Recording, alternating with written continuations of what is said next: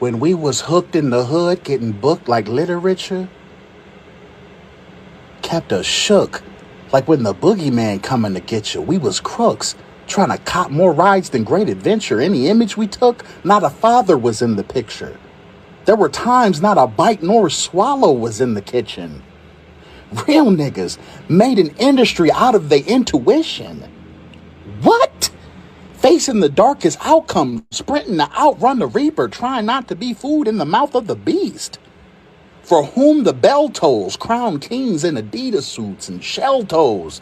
We had to throw a lot of body blows and elbows, wishing we could get from Snyder Ave to Melrose without the Dapper Dan body bags and jail clothes that warned niggas not to lollygag when hell rose.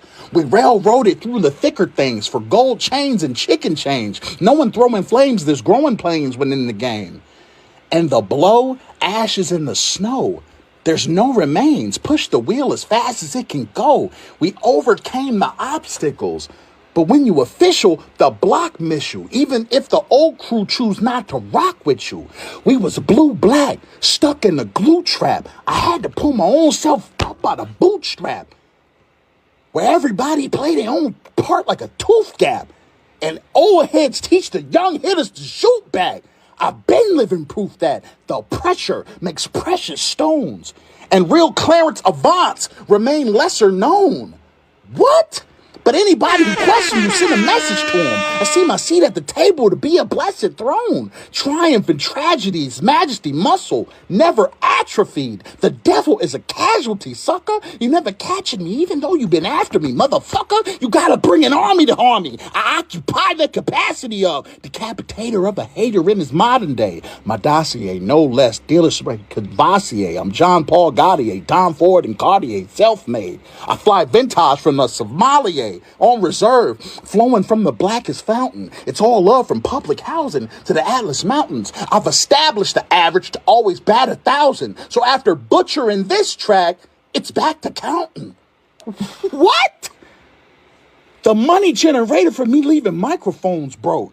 Probably almost on par with all of Escobar's coat. When I'm finished, I'ma keep a tennis shoe on y'all throat just in case you mention in an interview you want smoke. It's about to go down. Michael Sean and the Takeover Legend Morning Show is back Monday through Friday, 7 a.m. to 9 a.m. Michael Sean, that's me. Jay Black, Sexy Mo, C-Chum, and celebrity guests that you get nowhere else. That's right, but here on Michael Sean and the Takeover Legends. Go to our YouTube page, Michael Sean and the Takeover Legends, and check the exclusive situation all the way out. Or catch it live. Get your comments on Monday through Friday, 7 a.m. to 9 a.m. Michael Sean and the Takeover Legends are back. Michael Sean and the Takeover Legends, where the truth hurts, but also makes you laugh. Baby, tap in. We the Worst Records, baby. We about to create a perfectly horrible song. Y'all know I've been in the gym, and now all I wear is tight shirts, tight shirts, tight shirts, tight shirts, tight shirts. Yes, I do. Michael Sean wears tight shirts every day.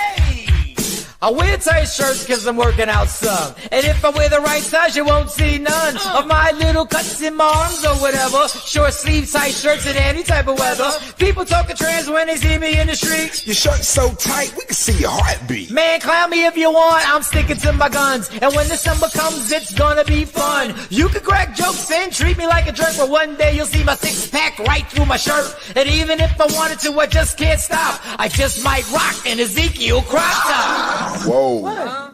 Did I take it too far? What? Yes. Whatever. Tight shirts in the morning at work and when I grieve. I even wear tight pajama tops when I sleep. Tight shirts, tight shirts, tight shirts, tight shirts. Good morning, y'all. Hump Day, Wednesday, August 26th. We coming down the home stretch of August, y'all. We coming down the home stretch. And the fall will be here. But I'm just gonna enjoy my summer, man. Just gonna enjoy this summer. What's left of it. Start getting your sweaters out, your sweatsuits out, hoodies out. God. Oh, man.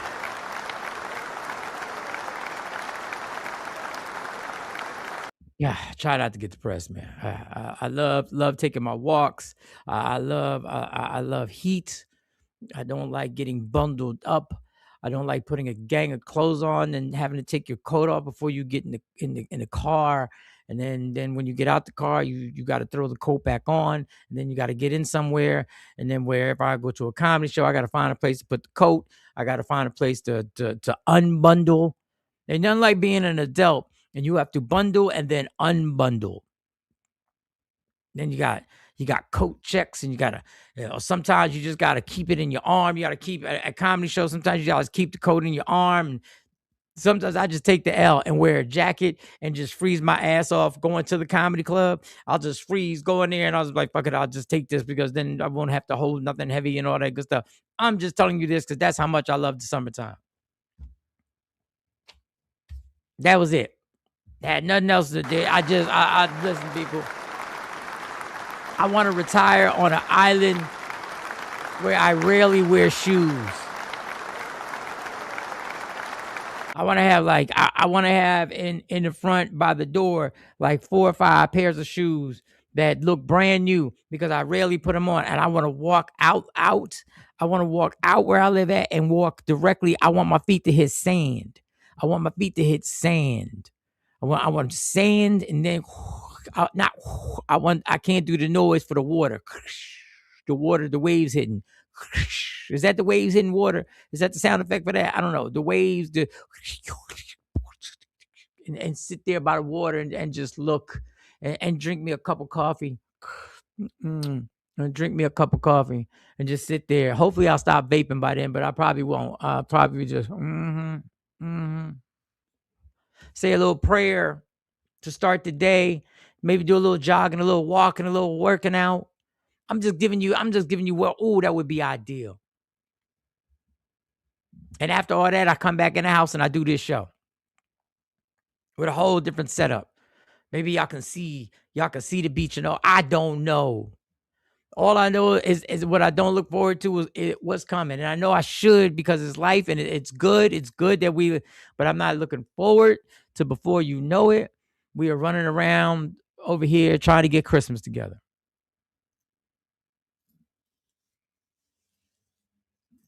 Mike, why are you complaining about something that ain't even happened yet? I don't know. I don't know. Let's get to these good mornings. It's the Wednesday word. KT, did I send you the let me see, make sure I sent that to you. Yes, KT, I sent you the link. KT has her artist that she brings on. She controls our Wednesday's word. So that would be fun. We've had a lot of fun with it up to now. And I'm sure we're going to continue to have a gang of fun. Everybody, good morning. Let's get to these good mornings. Let's see who's going to join me today. Let me see who's going to join me today. I see if Jay Black is going to make it. Jay Black should be here. Do we need to, did he have Nikki White Chocolate? Nikki, I called and checked on Nikki. Yes, I did, y'all. I called and checked on Nikki. I'm trying to be a better friend. I called and checked on her, make sure she was good. Good morning, Ashabu. How are you?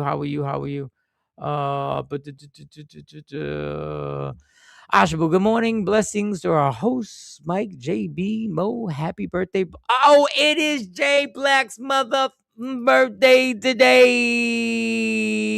Where is Jay? It's his birthday today. If he don't show up on his birthday, that would be crazy. Jay Blizzy, Jay Black, it's your damn birthday, homie. Yo, we are so different. Y'all know I'd have been here. This show would have started right on time on my birthday show. Y'all already know how my birthday show gets down. Jay Blizzy, where you at, man? Where is Jay at? It's your damn birthday. Let's go, Jay. What the hell? You already know I'd have been on point on my birthday. This guy really doesn't like this birthday thing. Yo, there is really he needs to talk to his therapist about this show. He needs to talk to his therapist about this. Yo, I'm texting y'all. It's your birthday. Get your ass on here.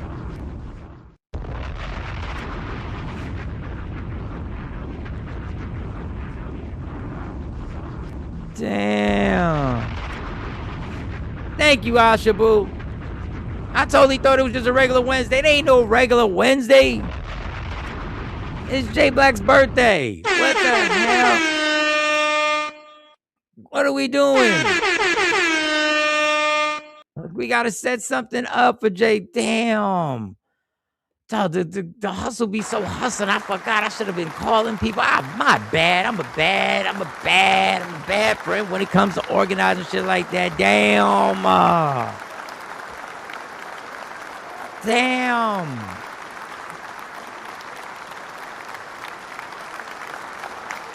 Thank you, Ashabu. Thank you. I appreciate you, Ashabu. Thank you. He's here.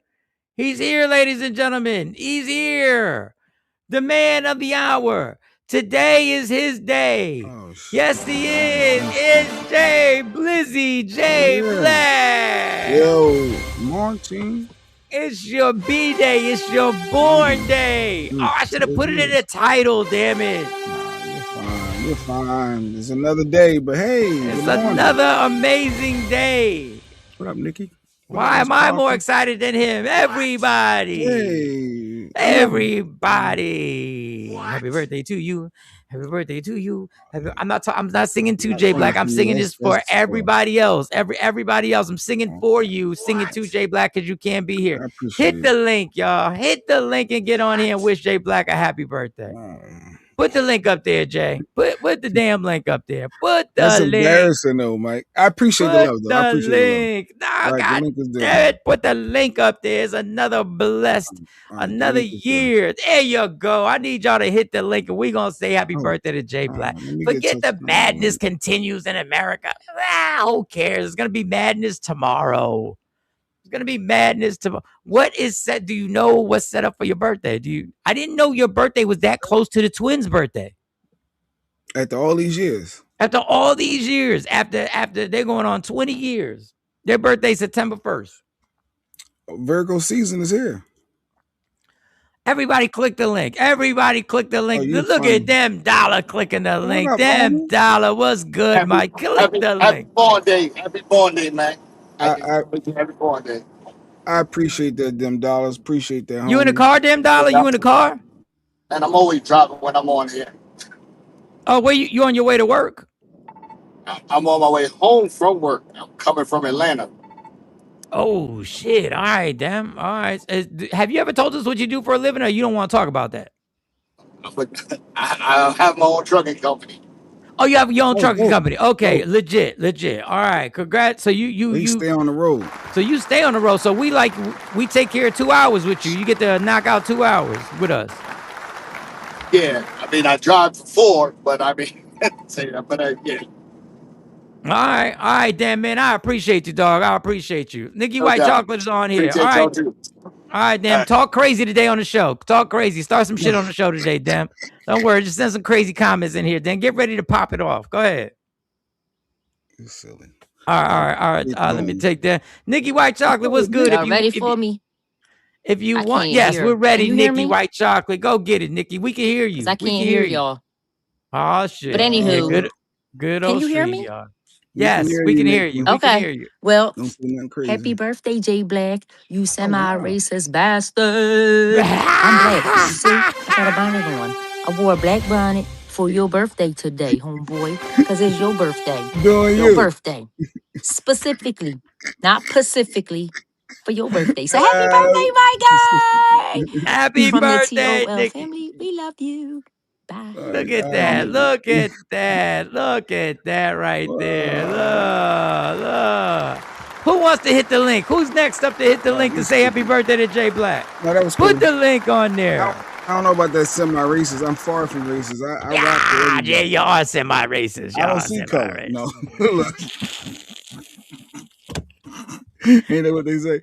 I don't see color. I don't see color. I don't see color. Who's the first black baseball player? Jackie Robinson. Legs. Oh, Asha Boo. Asha sent me something. What she sent you? Shady. She's shady. Because Lady Q still low key mad at me. This is Asha sent me right here.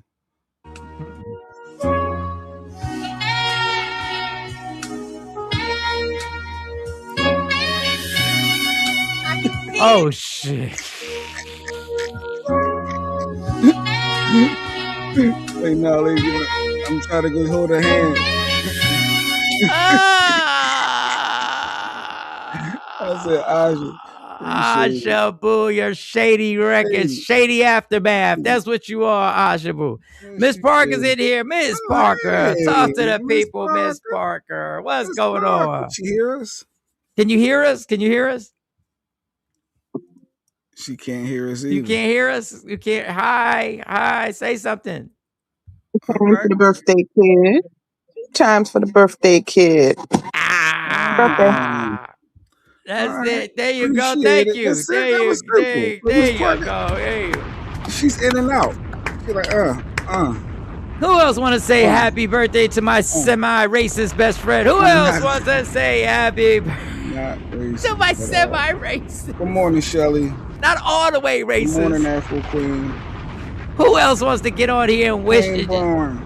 Who else wants to get up here and wish Jay Blizzy a happy birthday? So what's going on? What do you know if there's any plans today? Does as Lady Q set something up? When you hit 40, you don't do I don't know. There's no plan. What are you talking about when you hit 40? You don't do what? It's just I plan to cut my grass. Okay, all right. Well, that's your therapy. That's your semi-therapy. You just go out there. I do. Put the music on, with the headphones on, and I just ride around.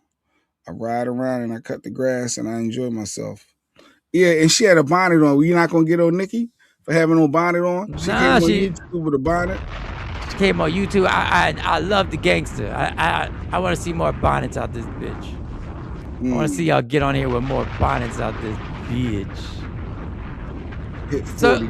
I said, when you hit 40, you don't do all that. I ain't saying I'm 40. I'm 45. No, we know you're not 40. I just let it slide because I'm trying to let you. I'm trying to let you live for you. If you want to put that out there, if you want to try and trick people, I ain't be got to tricky. People, they know this black don't crack. They know that. All right. We know you're not 40, but. So you don't know if Lady Q has something planned for you or anything? There got to be something. There got to be something. No.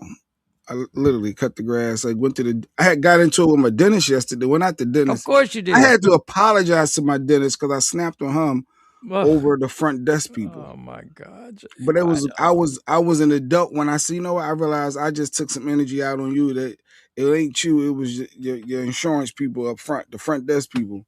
So that was interesting yesterday. Yeah, I think I just wanted smoke yesterday from anybody. I think I was on edge yesterday. I think that's what it was. I was on edge. But yeah, the dentist yesterday went in there and the lady, first off, they messed up my crown, so they ordered another one. The new molding and all that. So I'm there. First, you messed up your crown, but go ahead. By eating. Yeah, but go ahead. You messed up. A little ice. I like no, ice. But go ahead. You are. So I went back in for the follow-up, and the lady, you come in, you just say your name, I'm checking in, bam, I'm here. And now you sit back down.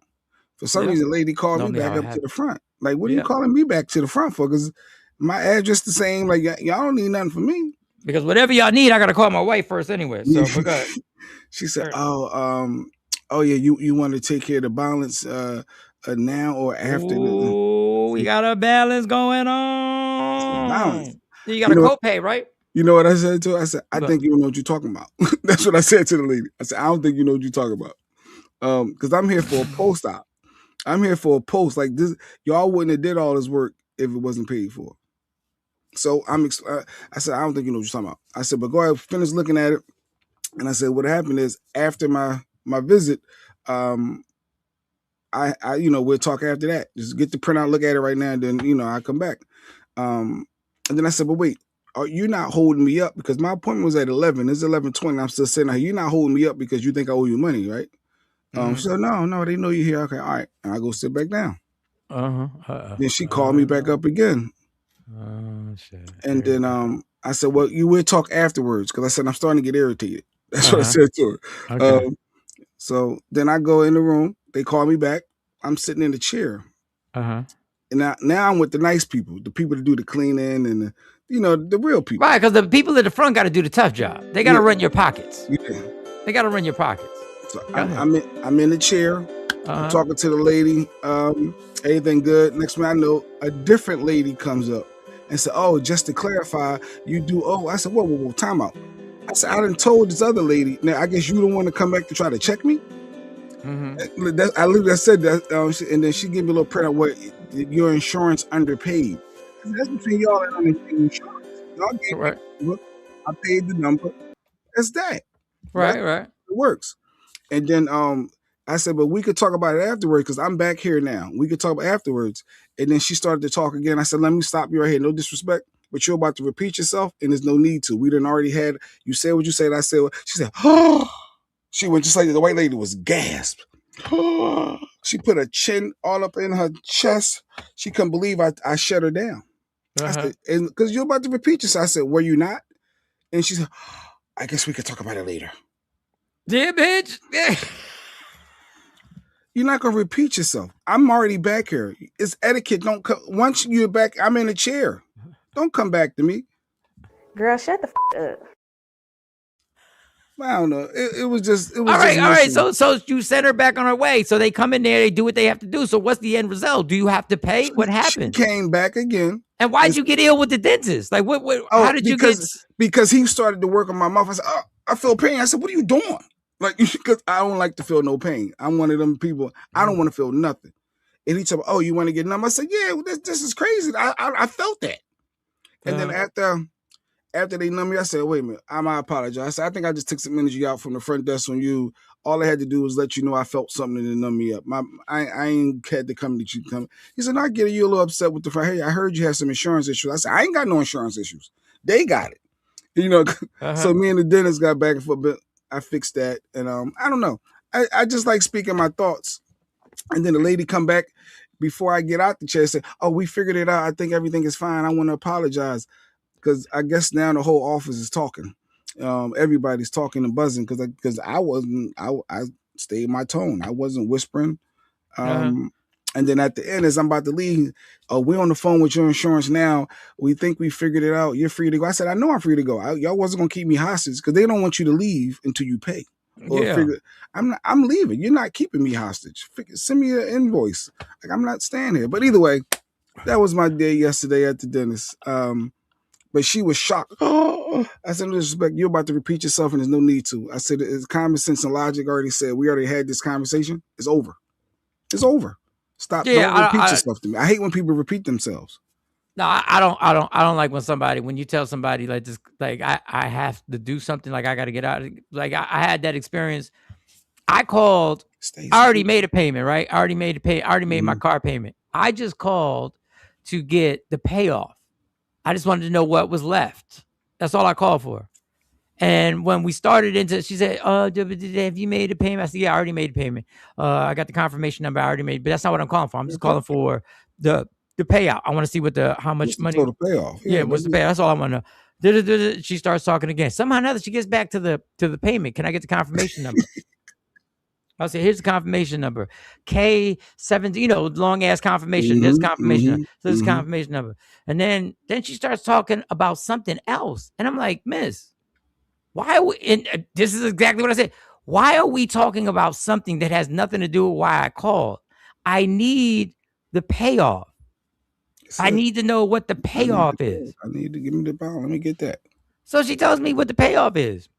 I'm like, cool. And she smoothly says the payoff number and begins talking again. And I forget what the hell it was. And I said, Miss, I do not want to hang up on you, but my time is valuable. You did a great job. You gave me my information. Now I'm still upset over the fact that we spent 10 minutes and she wouldn't stop. So I had no choice but to bang on her. Like, what are we doing here? Like, I've given you the payment. So I understand what you're saying about somebody repeating themselves. Don't repeat it. Now you casually trying to tell me I didn't understand, basically, without telling you must not understand what I said. By repeating it, it is her saying you must not understood what I said the first time. I said, I'm not slow, ma'am. I heard everything that you said and I told you what I said. So you repeating yourself is repetitive and not needed. You can talk to me after I get out this chair. I guess white people are used to black people talking like that. The audacity. Asha 45. That's that new math. Shut up, Asha. Didn't you celebrate your 50th already? Yeah, I know. Now he just wanted to refer back to 40. I ain't mad at him. Sometimes we're celebrating the 50. And you went without Lady Q. Yeah, she had the grandbaby, so I had to go by. I could go to dentist appointments without Lady Q. What are you talking about? Can you? I don't need her for everything. Can you go to dentist appointments without Lady Q? Can you really? But speaking of new math, I saw this, Mike. I thought this was funny. I saw this. If I give you $100 $100 bills, let me write it down. How much money you got, Mike? I give you $100 bills. How much money you got? $100 bills. How much? 1,000.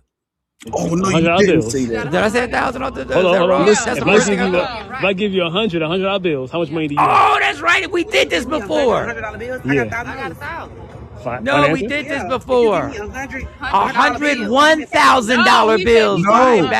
No. $1 Oh, $1 bills? No, $100 bills. Yeah, you got that. I've been saying the way he said. 1,000? Oh, 10,000. Oh, my bad. I'm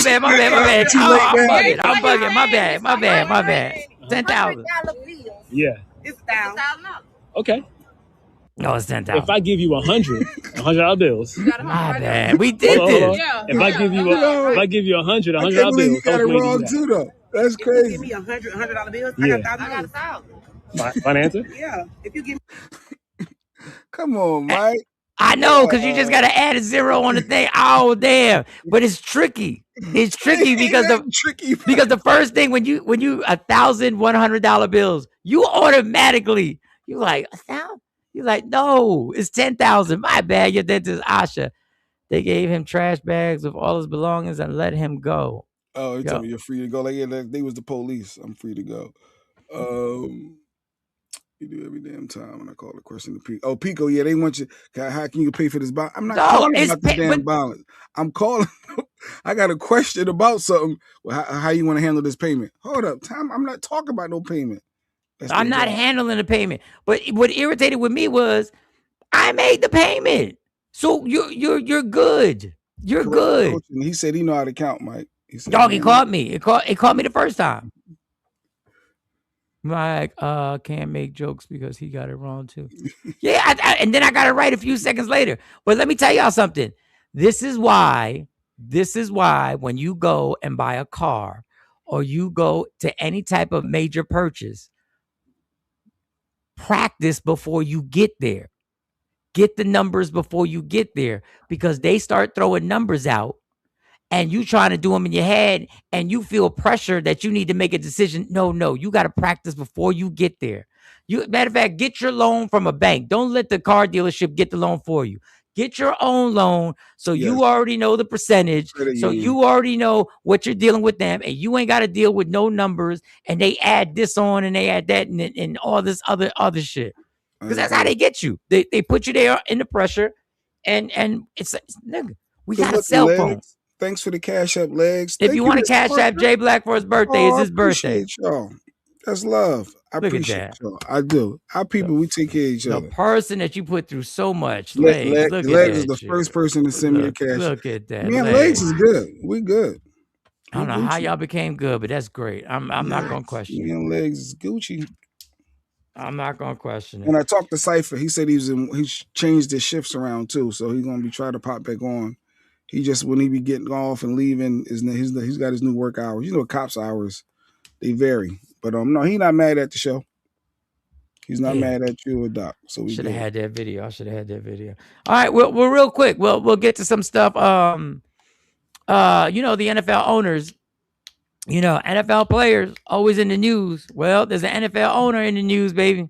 Oh yeah, NFL owner, San Francisco 49er owner. He's definitely in the news. He over here, he already buying the kitty there. And getting caught over $140 kitty cat is wild work. See, imagine you at home in your mansion, and then you wake up on Sunday morning, right? And you say to yourself, self, I'm feeling a little adventurous today. So allegedly, the owner of the San Francisco 49ers answered an ad for a $140 piece of strange kitty. And he gets in his car, right? He gets in his car and he drives to a trailer park. Ooh. Sir, you own an NFL team. You got yacht money, private jet money, make a problem disappear money. And you went bargain hunting for booty? That's like owning a Ruth's Chris, but sneaking behind a gas station to eat a loose hot dog. And the plot twist was there was no woman there, just the police. And this is why money fascinates me. See, a lot of people assume rich people are smarter because they have a lot of money. And money can upgrade your lifestyle, but it cannot upgrade your decision making. But it also made me wonder something else. How many wealthy or powerful people are out here doing absolutely wild stuff because they know nobody can touch them? Because this one got caught, but how many people didn't? Let's talk about it. All right, so he gets caught, and you like, I got presented this when I was doing the sports podcast yesterday. And I was like, big deal, I get it, there are things that go on and everything like that. I didn't know what organization not only is he a part of, but he donates money. So this is where it gets tricky. This is the organization. This man is going to break it down. An operation in Ohio just busted San Francisco 49ers owner Jed York. But when you find out what Jed York represents outside of football, it's going to make this story even worse. Breaking news just coming into our newsroom. San Francisco 49ers owner Jed York arrested Sunday morning in East Palestine, Ohio. Columbiana County Jail tells us he was originally arrested for solicitation of prostitution and possessing criminal tools, which was a cell phone. York bailed out on Sunday. He pleaded no contest this morning to charges of disorderly conduct and possessing criminal tools. Now, this story gets much worse because Jed York is the chairman of the board of the Common Spirit Health Foundation, a foundation that does this. That's why Common Spirit is working to reduce human trafficking through the Common Spirit Human Trafficking Response Program. Our 100% survivor-led and informed program equips our physicians, advanced practice providers, and staff to identify and assist patients who may be victims of or may be vulnerable to becoming victims of abuse, neglect, or violence, including human trafficking. Human trafficking stops happening when people stop paying for it. It is hard for me to believe that the chairman of the board of this foundation that teaches healthcare professionals how to spot and serve victims of human trafficking, hard for me to believe he didn't know exactly what he was paying for. Don't take this out on the foundation. They're incredible. In fact, I just made a donation of $160 to them because that's the amount that Jed York had in his pocket when he got busted in this human trafficking operation. But if he's the chairman of the board trying to stop human trafficking and he's taking part in human trafficking, why would you send money to the organization? Now, just to get it even deeper, that nobody wanted to talk about, that they talked about briefly, and I've said it over and over again, and I'm going to keep saying it. The owner of the New England Patriots, Robert Kraft, got caught in a raid, an FBI raid. The local police ran a multiple-month human trafficking and prostitution investigation where they secretly installed hidden video cameras, and they have Robert Kraft in the building, getting the presentation. What these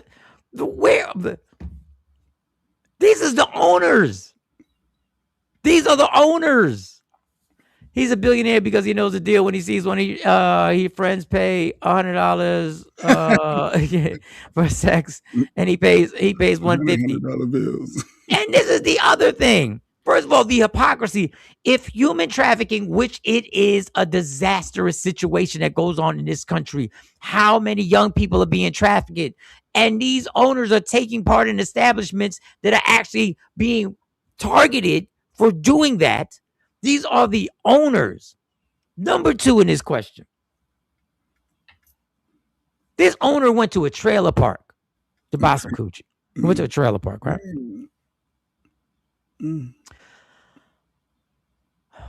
You're not going to drug test this dude? You think he went to a trailer park not under the influence of something? You think he's soberly got in his car?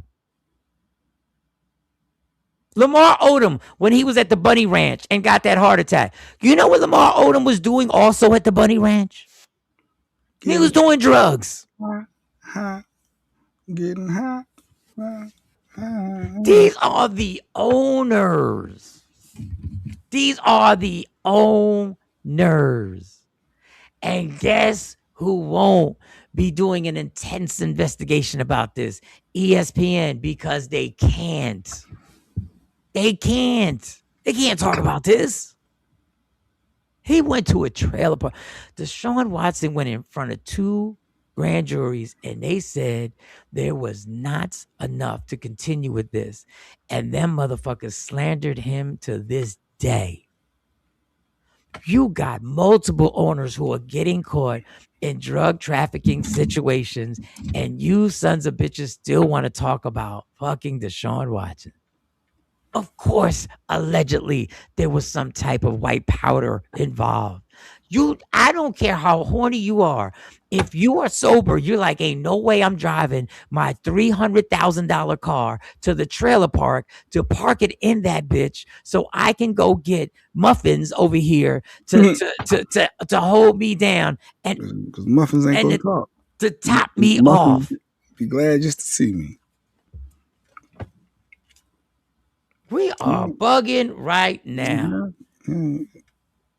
We are bugging right now. But the madness continues in America. The madness continues. We are celebrating Jay Black's birthday. If you want to get on here at any moment and you want to tap the link to say happy birthday to Jay Black, feel free to say happy birthday. Come on. And if you want to hit that Cash App up for his birthday, hit the Cash App up as we celebrate Jay Black's birthday. I appreciate the $5.20 Jeanette sent me. $5.20. That was her get back, she said. That was a get back. That was a get back. Because she's trying to say I'm 52. So she's saying I'm going to give you $5.20 because I gave her $5.80 when she turned 58. So this is her get back. That was good. I liked it. It made me laugh.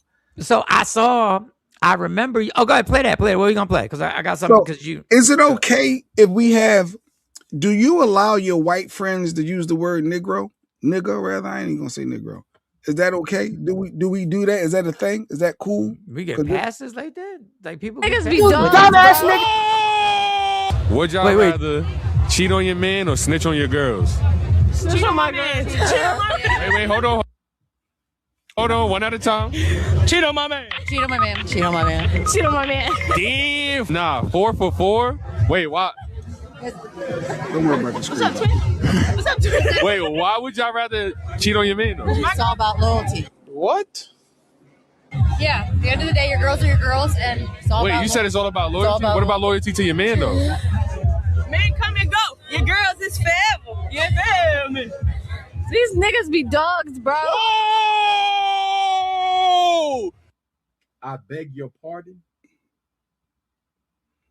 I beg your pardon. You know it ain't the first time she said that. So for the one black girl, is that okay to allow your white friends to say nigga? Is that cool, Mike? Is that all right for her to be that comfortable? Because she was real comfortable saying it. She was really comfortable. Let me bring KT in on this. KT, you ready? Oh, she ain't ready yet. The same way I tell y'all that Lindsay Clancy shit, y'all black women better back off that and leave that bitch by herself. Y'all better stop getting so familiar, because they'll Nolan Wells your ass too. I'm just saying, these niggas be dogs, bro. Like, is that cool? Like, we okay with that, KT? You let your white friends say that? I don't think KT can. She Absolutely not. I was muted. I'm sorry. Good morning. Hell no. That is not okay. What up, Aunt? Thank you. I'll be trying. Happy birthday. Can I get happy birthday to you? Wow. Yeah. I didn't expect that from KT. All right, thank you, KT. Yeah. Hey, big virtual hug. Yeah. Happy birthday. But I saw that. I don't know, if I was. You know, just say what it is. Tell them how you feel, Jay. Because the black girl probably think it's okay for her friend. That black girl looked kind of funny. She had a little look on her face. She looked like she was uncomfortable. She looked like that this white girl says it around her, but she now feels uncomfortable because she said it around another black person. You weren't supposed to use your privilege in front of another black person. Rewind a little bit. Can you rewind? You got to play the whole thing. Oh, you got to play the whole thing. What is wrong with your videos? I didn't download. Let me do it again. PS to justify. Where's it at? Allow white friend. Here we go. Share this. Be dogs, bro. Would y'all rather cheat on your man or snitch on?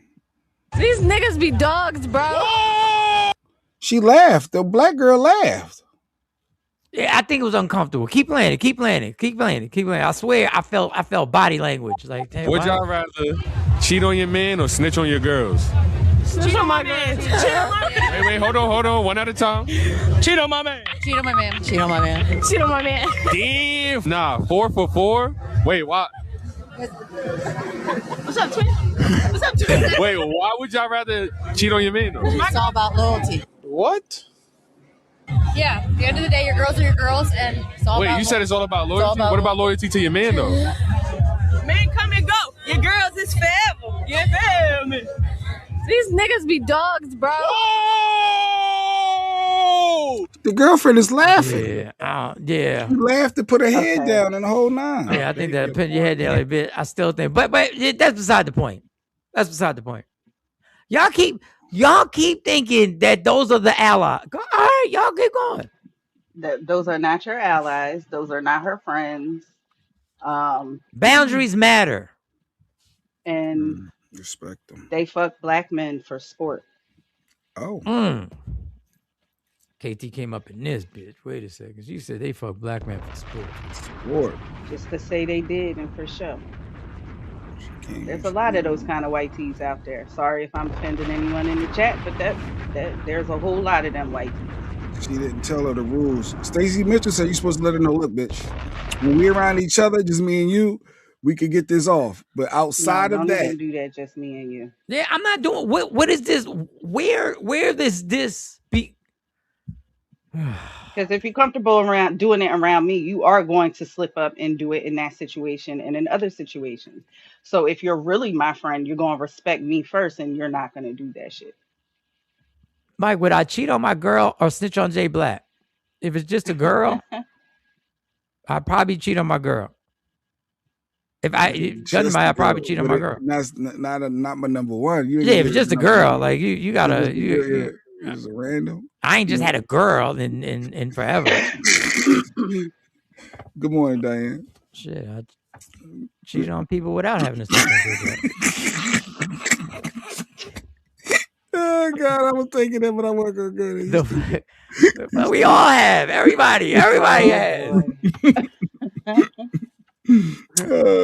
Cheat on your girl. Now, cheat on your wife or snitch on Jay Black. I gotta snitch on. There's too many consequences for me cheating on my wife.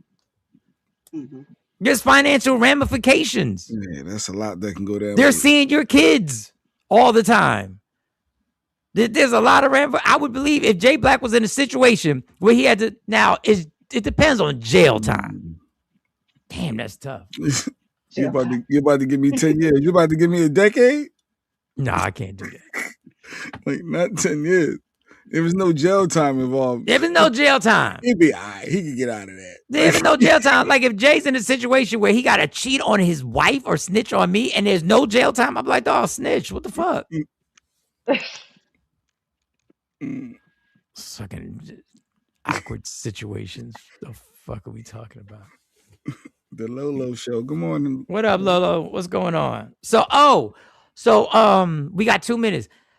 So I remember you said that when that craziness happened around your house with the shooting, that they asked you for your ring cam footage. They did. The cops came right over and said, I see you got this ring camera. I want to know if you caught anything. Can you give us the footage? Can you email it to me? Well, rapper Lil Durk had got robbed. I think his house was robbed a few years back. He was robbed, and I guess they hit him with the, they wanted to check his cell phone. I guess they wanted evidence for a cell phone. Let me tell you what they did with that shit. Watch this, y'all. Lil Durk's phone after a break-in at his own home and made a complete copy of everything on it. That copy sat in the government's file for almost 5 years until a different agency on a different case got a new search warrant and got everything on it. Now they are using that against Lil Durk in his federal trial, and the federal judge just allowed it. I'm a former federal prosecutor. This is the part nobody tells you about your phone. Here's the part that should stop you. The judge did not decide on whether holding on to that data for 5 years was legal. He assumed that it had broken the Constitution and let the evidence in anyway. That's because the rule that is supposed to throw out illegally gathered evidence only kicks in when it will punish the police for what they did. And here the court said that the officers that took the phone were not the ones using it. It was a different agency, different case, so there was nobody to punish, so it's let in. Here's what it means for your phone. When the government makes a copy of your phone, for whatever reason, even if you did nothing wrong, even if you were the victim, that copy does not expire. It can sit in a file for years, and a different agency on a case you've never heard of can come back with a fresh warrant and use everything on it against you. Dog. So you had a crime committed against you. They say we need information on your phone. And they're trying to, I guess they make you believe that that's going to help them crack the case and bring you justice. The only problem is they keep it. They held on to it. Damn. Then you get caught up in something and they go back to it to use what they got on your cell phone against you. Oh. Because you gave it up. I've never seen that on Law and Order. That was never on Law. I've never seen that type of treachery. I've never seen that, KT. I've never seen what they be like, you know what? We copied his cell phone years ago. Let's go back and let's get permission. Let's get the proper paperwork to bring it back. God, what the fuck? Damn, Jay Black, you better never get in trouble. You better stay on the right side of law, homie. Yeah, I got to. Yeah. They got your motherfucking ring cam footage. I don't know what was on that footage, dog. I don't know what else you had going on. No, but I only sent them what I wanted them to have. But I get what you're saying. I didn't give them full access with the passwords and all that. But yeah, that's crazy. Goodness gracious. That's crazy. Dog, they get you. I'm telling you, y'all, if y'all remember anything, remember if this show ever stops, remember Michael Sean says they get us from every angle. Every angle. Left, They're right. gonna use shit up. from this show against you. Absolutely. I gotta stay on the right side of the law. Shit. God. Everything is allegedly. Everything is allegedly. All right, y'all. It's here. It's Wednesday word. Okay. Yep. For entertainment purposes only. I can hold all this other stuff for tomorrow. Shout out to Touchstone. He said he click on Mike a little late. I told him, yeah. All right, cool.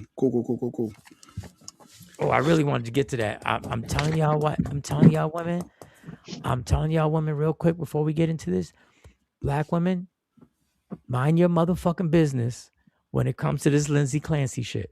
Oh. Mind your motherfucking business.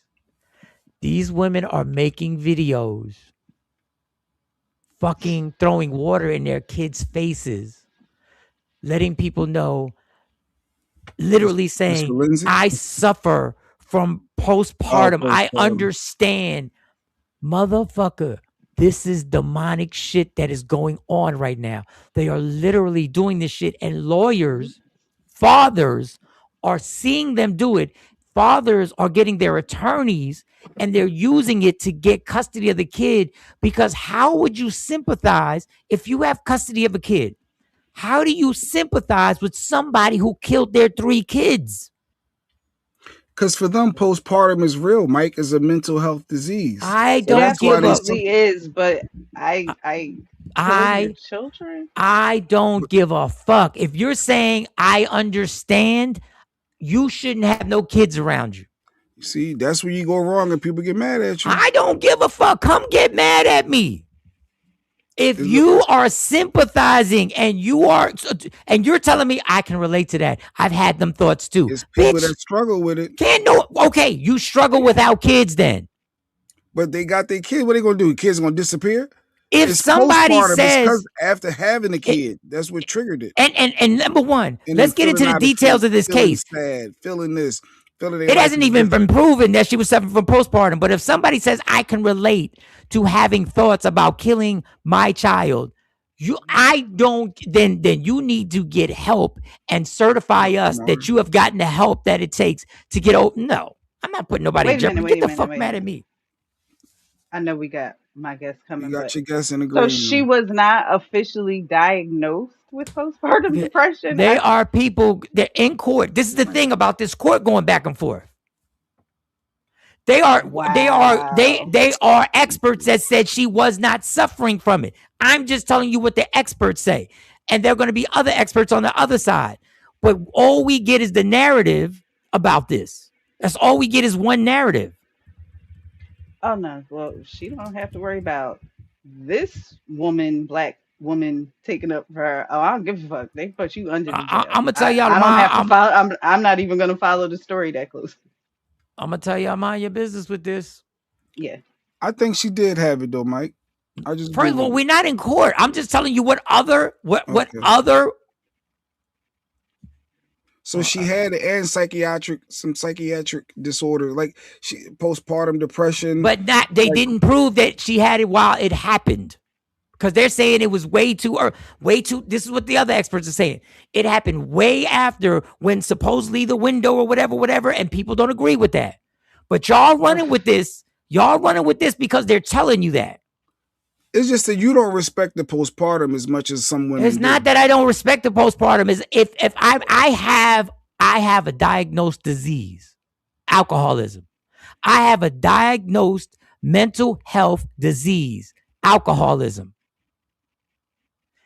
If during that alcoholism I kill a family while I'm drinking and driving, they're going to put me in prison. That's facts.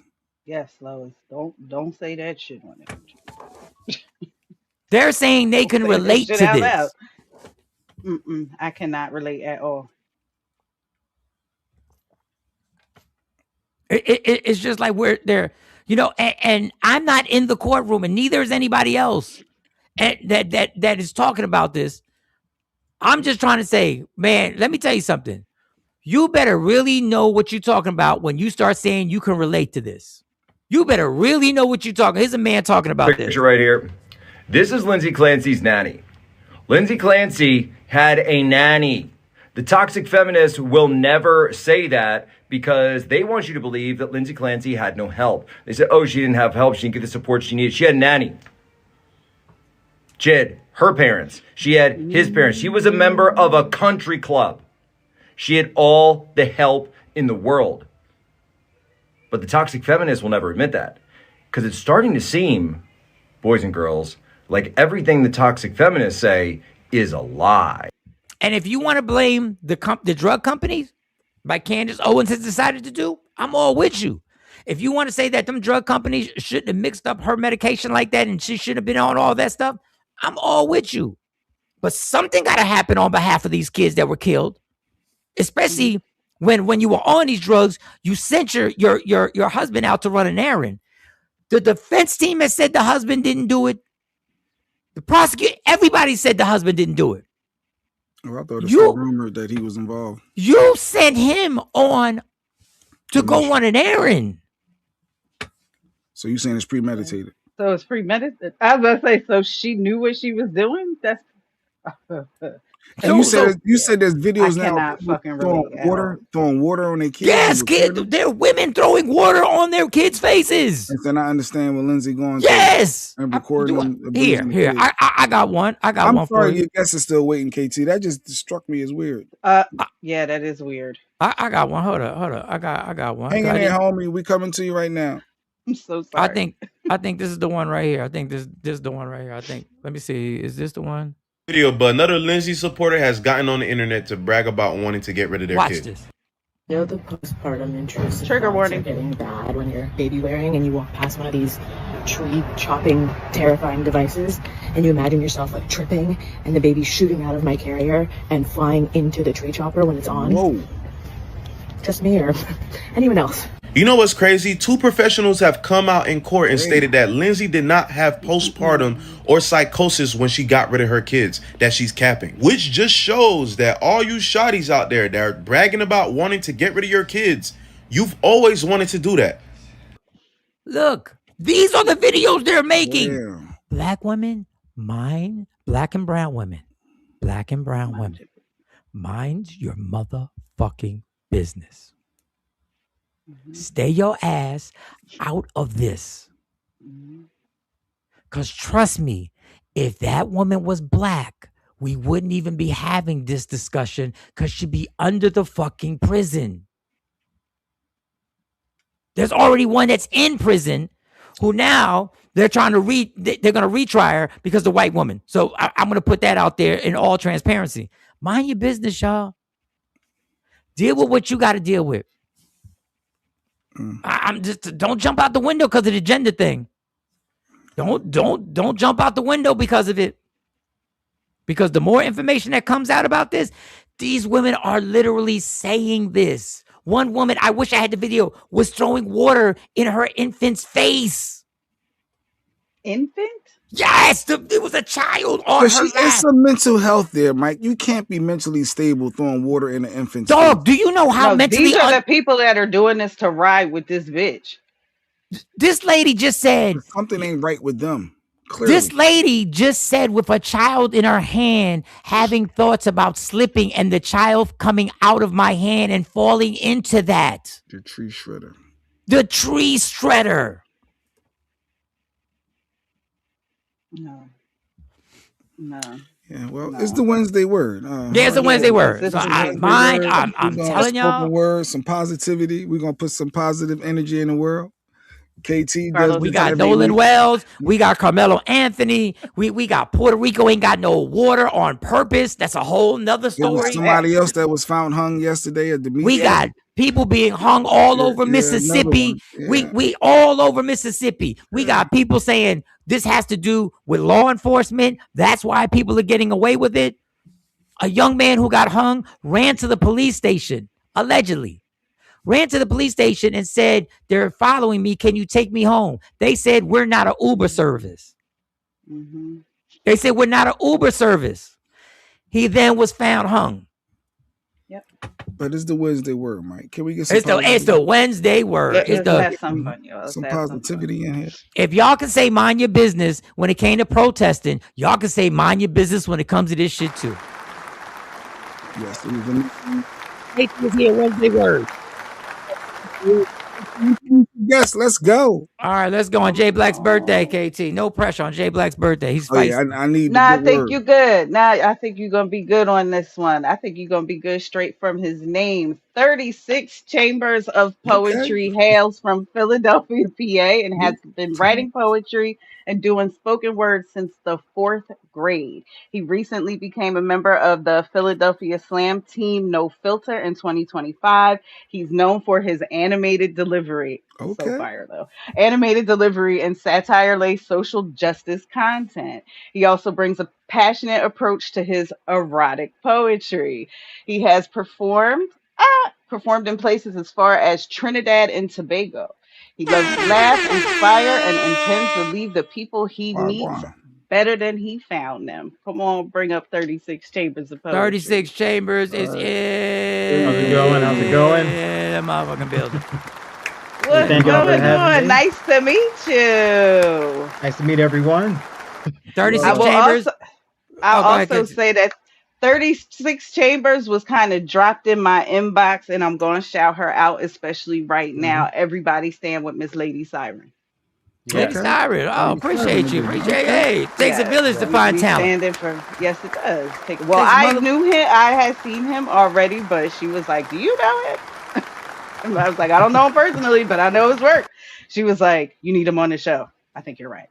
All right, 36 Chambers. Thank you. I'm sorry we're 13 minutes late. But I had to put the public service announcement to tell black women to mind their fucking business on this. Well, as always, as we know, black women have always been, whether you agree or not, at the forefront of a lot of social movements, political movements. They usually have been the first ones on the front lines when it comes to revolutionary change. So, there's a natural inclination for, our black and brown women to want to step up, especially when it comes to sensitive topics, when it comes to mothers and kids and how we care for them. So I get it. But, I came in the middle. But from what I gathered, I saw, there's a history and a pattern of sometimes black and brown women joining causes with white women only to be left behind in the dust, once everything is settled. Case in point with like women's suffrage and things like that.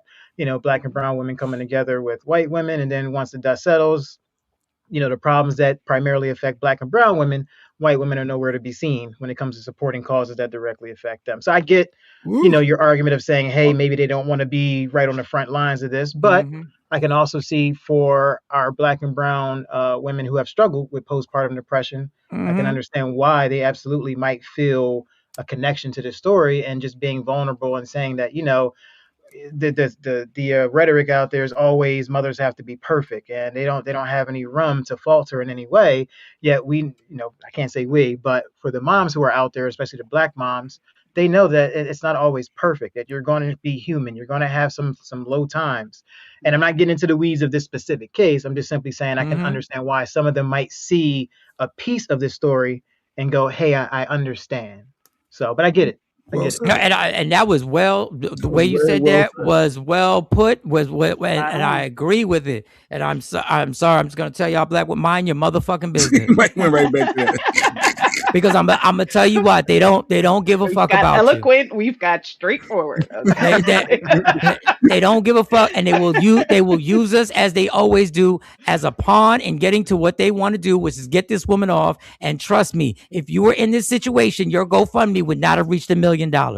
Oh, no. Yes, that part I absolutely agree with. Trust and believe. And if there was an exercise or a rubber band and they brought that into court and said that you used this to kill 3 children, I promise you there wouldn't be people lined up outside doing the heart gesture as you came into court. I'm just telling you. And there is tremendous postpartum is real. Postpartum is real.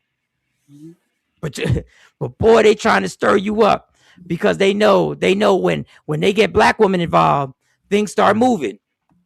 But some black women have a magic of when they get involved and they begin to show their strength, things start moving. And that is the propaganda. Just mind your business. I'm sorry. 36 Chambers, thank you so much for joining us. What we normally do here is we let you rock out. We let you perform, do a piece. And then afterwards, we either talk about the piece if you want to explain it, if you feel sometimes it needs explaining, because sometimes as artists, we get on and we have something where we're giving you this. I got jokes that I swore the reason why I said this joke was because of this. And when I got off stage, I was like, ooh, that's not what I didn't. Yeah. Y'all laughed at something I didn't think that was even part of it, but you keep going with it. So if you want to explain it, we can explain it. If not, we can just have a good time. Ladies and gentlemen, 36 Chambers. Go do your thing. All right. Well, this piece, I think, has many layers. I don't think it needs maybe necessarily explaining on the surface, but we can absolutely dive in afterwards. So I know I heard him say, bringing some positivity onto the stage. And I would say in a way it's uplifting, but it's going to talk about some things. So this piece is titled For Colored Kids Who Consider Revolution When the Government Is Not Enough.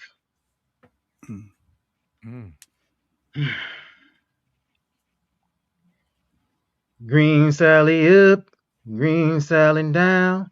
First one shot is black or brown.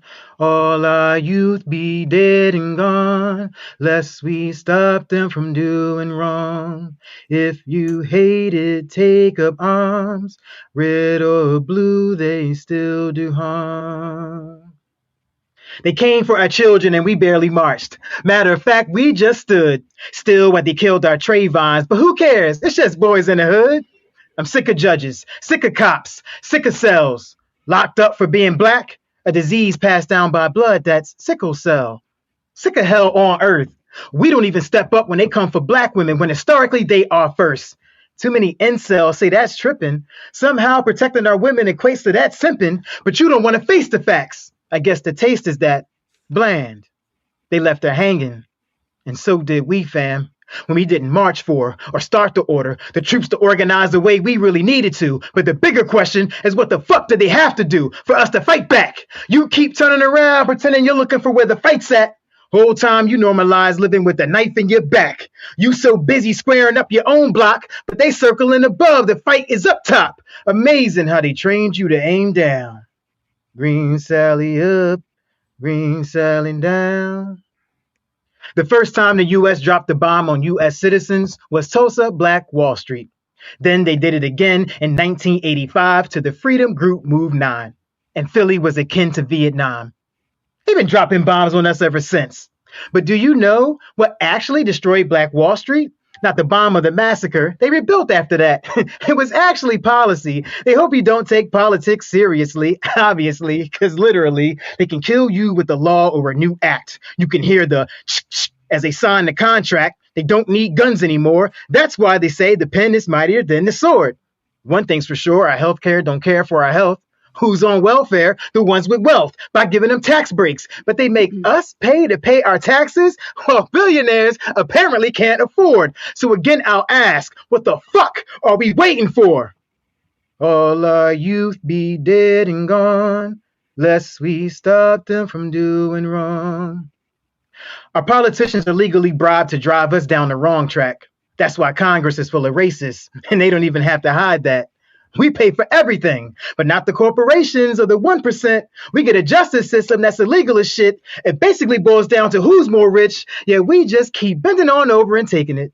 Probably because we can't agree on shit, not even if you should put sugar on grits. Whole time we're laughing, our freedom is being lost, while evil corporations continue to write our laws. No wonder the Statue of Liberty feels so goddamn small. Divided we stand, so I guess together we'll fall. If you hate it, take up arms. Red or blue, they still do harm. Green Sally up, Green Sally down, Green Sally up. Boom. Wow. Wow. Wow. Snapping, freaking. We need all types. I didn't expect it. We need all types. Doc, did you catch that, Doc? I don't know if Doc. Yeah, was where watching is Doc? That was fire. Wow. That is a Doc scene. Fire. Crazy. Fire. Thank you. All I can Thank you. say is, if you could see him do that standing and act, I truly enjoyed that video. Thank you. Very I'm animated. animated. No, it's a whole nother life to the piece. Like, it's a whole nother life to the piece. So when you obviously when you write something like that and you bring up Tulsa and you bring up the move members and you bring up obviously after Tulsa is rebuilt and its policy, which is one of the most treacherous weapons that is used to this day. That's why when you have an administration who goes in there and decides that they're going to executive order the fuck out of this country and change everything, it has to be, when you write something like that, how hard is it to decompress and not be consumed with what is in our face every day? Because that's the problem I have. It's trying to going back to having a life and having fun and not being consumed with this. How do you deal with that? It's tough, actually. I will say. And I've been in the poetry community a lot more recently. Connection to Lady Siren, and I've been going to a lot of events, with her. And you kind of see it on the community's faces, right? Everybody, I think, not everybody, but most, I think, try to wear some sort of a mask because we carry that weight and feel guilty that we don't want to bring others down. But in reality, we all know behind closed doors, everybody is dealing with the weight of what's happening in this country. And then compound it for Black and brown people, the trauma that this country has already been inflicting upon us since the last few centuries. So I think we have twice the weight upon our shoulders, and it's heavy. It really is heavy. And, to your question of like, how do you decompress? Not always successful. I'll be quite honest. I am not always successful. There's some personal things going on in my life as well. Obviously some personal things going on in Lady Siren's life that I'm passionate about. And then, like I said, on top of that, the weight of the world and everything else is happening. And for me as a poet and someone who I consider myself, I don't know what you want to call it, someone who keeps his eyes open to what's happening. It's I don't want to say depressing, but the outlook is very negative because you can kind of see the writing on the wall. You can see the blueprint for what's happening, and it doesn't look like it's getting better. As much as we had hope, much as our ancestors had hope that, we would move forward, and kind of move the, take the ball, carry it a couple more yards. I feel like every time we do, someone is completely obliterating the field or they're putting us into a new game. And so, without making this answer too long-winded, I do my best, just like any of us do, right? I take those moments when I'm with people in my community to really kind of immerse myself in the joy and be in the moment, make sure you don't feel guilty for enjoying yourself and taking those moments, because especially for us who are constantly fighting, whether we're activists through our art, whatever it is, we need those moments to realize why we're doing the fighting to begin with. We got to enjoy life at some point. But yeah, I'm glad you're so honest with that, because it's a diabolical game that they play that somehow or another, even through tragedy, they pacified us in a way, even though we knew there was still vicious racism going on in this country. And it was years that I felt like we exhaled and like everything was all good, but it wasn't all good. And this administration comes in, and this man comes in, and Project 2025 comes in, and then just shows us that there were millions of people who supported this when we thought everything was good. When we were being pacified, when we were like, hey, and this is no shot at President Barack Obama. I'm not trying to go down that rabbit hole. But when he was in office, we took a exhale, and we're like, look at things really have changed. But the boiling was all around us the entire time. Mississippi didn't just become Mississippi. Mississippi been Mississippi. no matter who was the president.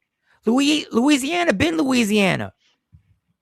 This ICE agent mentality was already around us, and I gotta give it to these devilish people.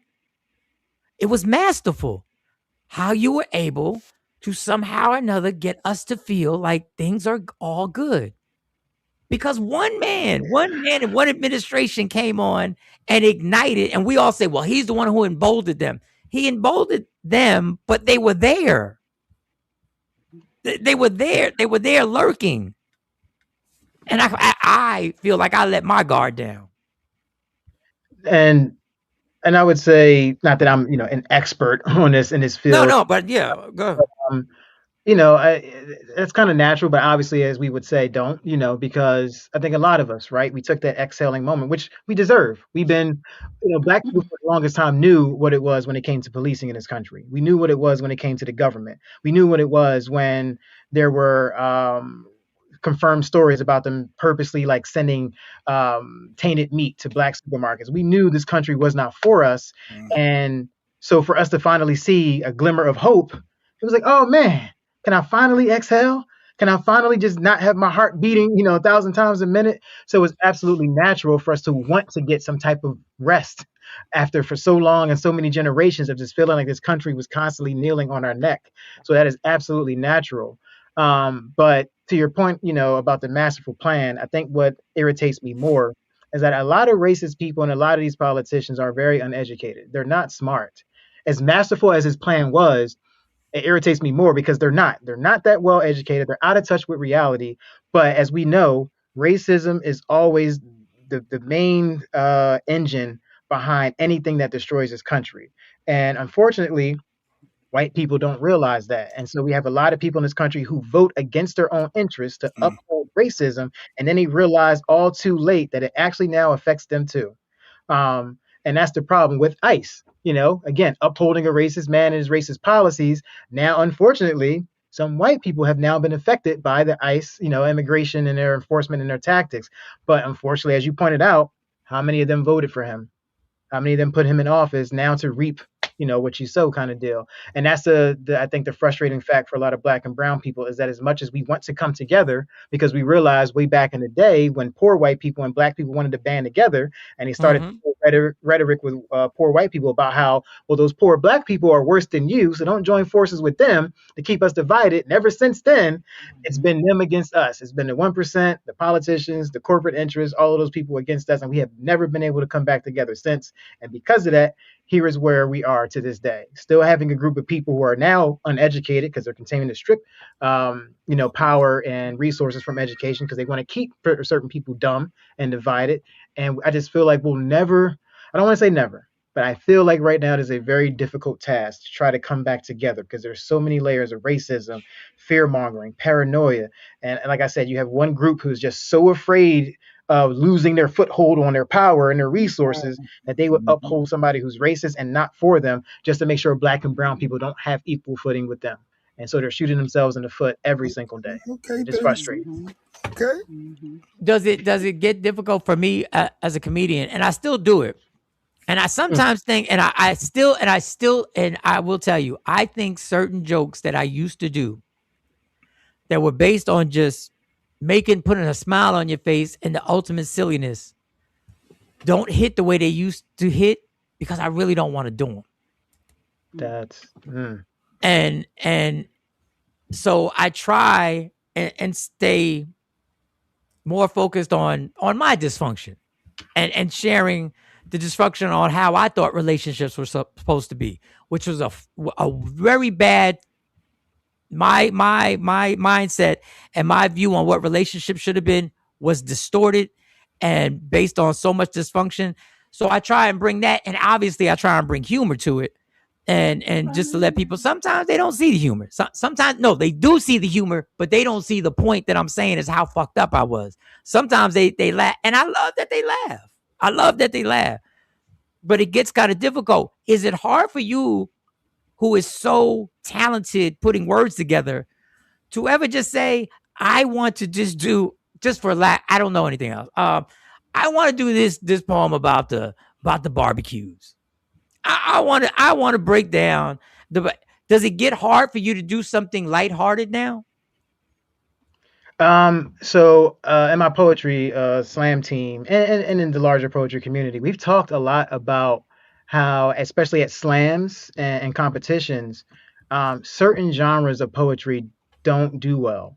So when you're at slams, the trauma poems, the Black trauma poems, the politically charged poems, those are all poems that do well. But if someone gets up there and does a poem about being happy, about Black joy, it doesn't score well. Exactly. And even outside of a slam, if you're just going to an open mic and the audience, right? You'll see the audience, they'll cheer for a political piece. They'll cheer for Black trauma, which, it invokes emotion. But when someone gets up there and even attempts to talk about just joy or being happy or Black joy, it's like a wave of guilt goes through or a wave of jealousy almost goes over the crowd. Like, how dare you get up there and express joy while all of us are struggling? And so I've heard a lot of poets that just say, at least for a slam competition, I'm not doing a happy poem or a joyful poem. It's not going to score well. And so to that point, like you asked the question about, just want to do the poem about the barbecue and things like that. I think for me, what I try to do, and this piece didn't highlight it that I did today, but I have other pieces that, hence in my bio, talk about how I lace like satire, like it's very comedic a lot of times in some of my pieces.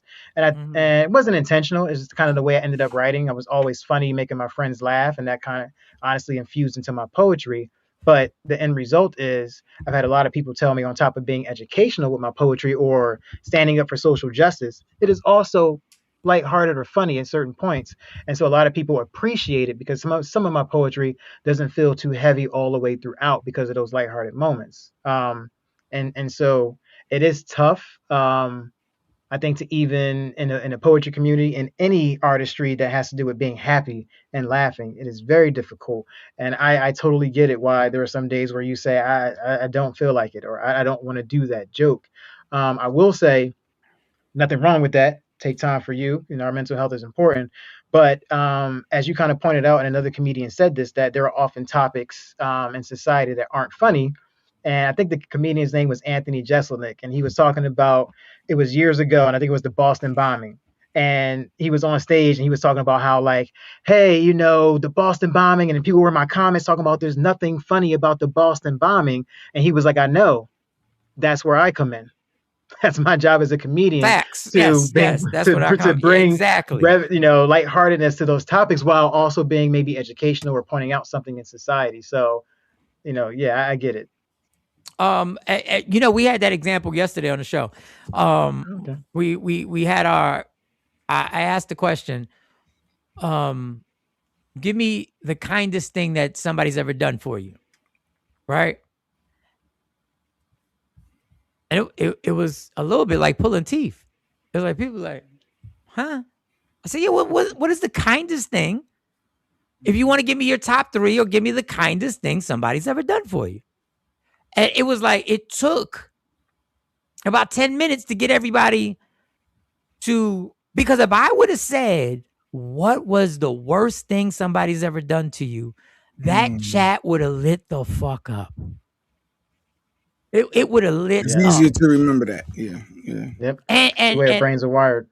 And I, especially in recovery, in my alcohol, in my sobriety, and that's something that in order to stay sober, one of the steps we have to do is you literally have to do a gratitude list every morning.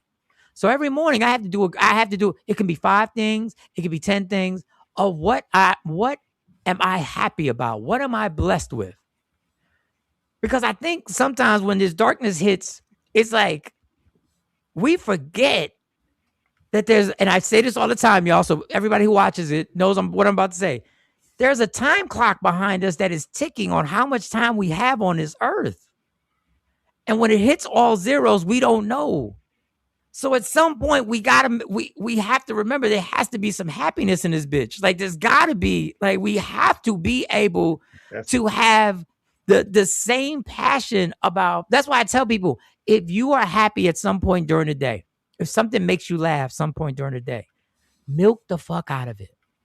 Stir it and milk it. If something stir, because we stir, when we go through pain, we stir the pain all the way up. When we go through something, we stir that pot of sadness. We play music to accompany the sadness. We watch movies to accompany the sadness. We talk to people who have gone through the same sadness so we can share in the sadness. So if you got some happy shit going on, do the same thing. Like milk it to, like, if somebody makes me laugh, I literally enjoy that laugh for as long as possible, dog. And I will try and pile on. Let's add to this laughter, y'all. But I know it's difficult. What is the goal with your work? Is there a professional goal? Is there something where you want to be here? Is there, I don't know what in poetry, I don't know if you release an album, if you do a one woman show, that you go on tour. What's the goal when you're doing spoken word? Yeah, I am probably a little bit different than some poets, and everybody does it for different reasons. As you pointed out, some people are trying to be the biggest poet they can be. Some people are trying to win, as many slam competitions. They want that fame, that comes along with it. Some people are just trying to uplift and educate. For myself, and this probably comes from my like down to earth background. I don't really want to say I have a goal, and that might sound weird because some people are like, why are you doing something if, I guess if anything, my goal, I've already done it, is just to step on a stage where people can hear my words, right? And I can do that at an open mic. I can do it at a feature. I can do it at a slam. But my goal is to inspire some type of change and to challenge the negativity that is out there. So when I speak on stage, again, with a lot of my topics, I'm trying to get people to think. I'm trying to get them to take action. I'm trying to get them to make small changes in their personal life that will kind of just, expand into the world, right? If I get a larger name, if I get more money doing it, if I do a book off of it, great. But I'm not doing it for the money. I'm not doing it for the fame. To the point where definitely check out my page on Instagram, 36 Chambers of Poetry, but I don't post a lot, and I will try to post more because I'm getting more features, and I can talk about that later. But I'm doing it because I want to share. Honestly, that is my goal, to uplift, inspire, educate. I cannot stand the people who are negative, and for some reason, I feel like sometimes the negativity gets highlighted. And Lady Siren talked about this a lot. We're like, in this country now, we have a racist president, felon, who is just amplified, and it's like to the point where it's teaching people that negativity and being an a-hole can get you what you want. And so I think when I'm on stage, I'm trying to teach people, especially men, because men typically have the power, that everybody loves to watch a Marvel movie, or with great power comes great responsibility, but I see so many men not actually being responsible with the power that they have. And so I'm always, when I'm on stage, I'm trying to challenge that, to get men to think, to challenge the patriarchy in a sense. And some people hate that word, but I can educate you on it. It's real. It's affecting our women. It's causing more of a divide because, and I'm going off into a different tangent. No, I'm passionate, but go. This, even between men and women, like, it is causing like such a big divide. And like, I'm getting emotional. I want you to speak to it. I want you to speak to it. There's so many here. There's so many men, and she is in the chat. Yeah, there are so many men that like, they've been disconnected. And I'm not even talking about that stereotype of black fathers, because research shows black fathers have been doing it better than a lot of other fathers from different races. But we still know, between a lot of people being incarcerated, there's been an absence of fathers sometimes, or just a disconnect because our fathers weren't taught properly how to be an actual man. They've only followed the patriarchal teachings that have been passed down. And here we are, fast forward, where we have unfortunately a large pocket of men who do not know how to care and protect and respect the women around us, especially black and brown women. And that, the patriarchy and taking care of our women, bleeds over into policies that affect everyone. And so, like I said, when I'm on stage, I consider myself someone who's strong, but I can also be very emotional. Like, that's where I feel like I'm unique, right? Because sometimes people confuse a guy with having emotions or being sensitive as also being soft. And for the few people that know me well, they know that is the wrong thing to think about me. Like, I can cry on stage and I can knuckle up when we get outside. Like, don't get it twisted. But are you sassy? 36 Chambers, you sassy? You be crying?